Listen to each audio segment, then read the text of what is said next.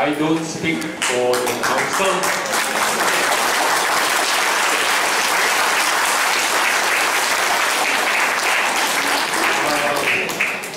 I was elected, the only elected, nominated, appointed council.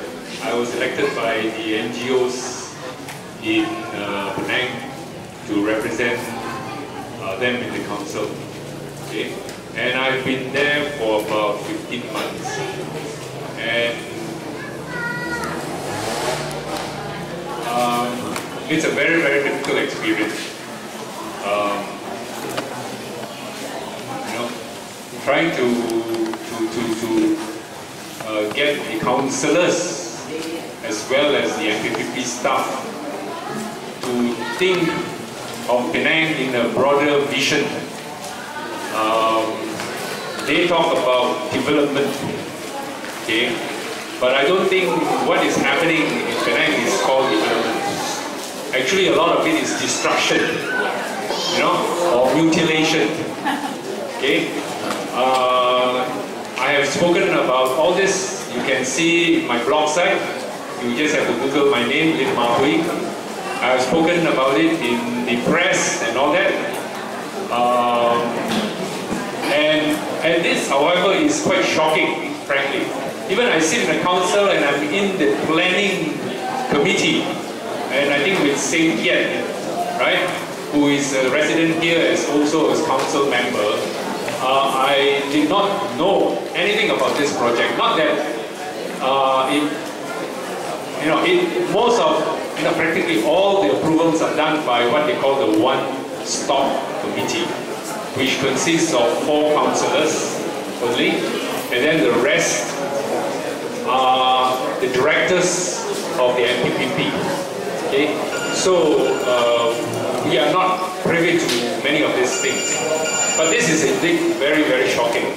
Particularly if I remember correctly, and then you all, I think, as people should push for, this particular government promised, I think after the tragedy of some hill slides and all that in Kuala Lumpur, that they are not going to allow for hill slope development. Correct or wrong? Then I think we have to hold them responsible and accountable that this thing cannot happen like that. Particularly, this must be a catchment area, otherwise they wouldn't have a reservoir here. So I really am completely baffled as much as you all as to how this thing could have happened. I called up Haji Roslan, who is the director of planning, and of course he said that this was approved at the state level, okay, and therefore the MPPP has to approve. I don't agree with the kind of reasoning. I don't agree. Okay, I think one of the major problems today is there is a blurring of the authority between 3 levels of government. Okay, right now it is like the state government is dictating to the local government. All right, what the local government should do. It should not be the case. The state government set guidelines, policy guidelines, but the local government must exercise their authority. And I think a lot of the blame goes to the local councillors themselves who are appointed, and they just follow what the state tells them to do. That is not right.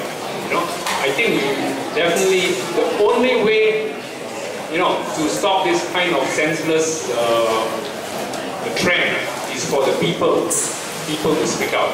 Okay, and I want to also echo what my good friend Mohidin said. Today it affects you, you speak out. But you should not be so selfish that when it affects other people, you don't speak out.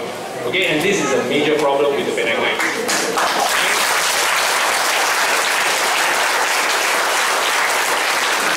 And I'm glad there are people. I live in Tanjung Bungah.